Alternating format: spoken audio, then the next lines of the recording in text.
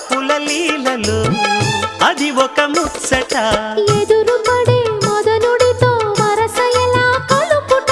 తెరలు విడే తరుణములో తెలియనిదే ముందట మాయదారి ప్రేమలో ఏం చెయ్యాలట మోయలేని హాయిలో ఒళ్ళోకొస్తే చాలంట బయట కొంగు ఎంతో మంచిది జారుతున్నది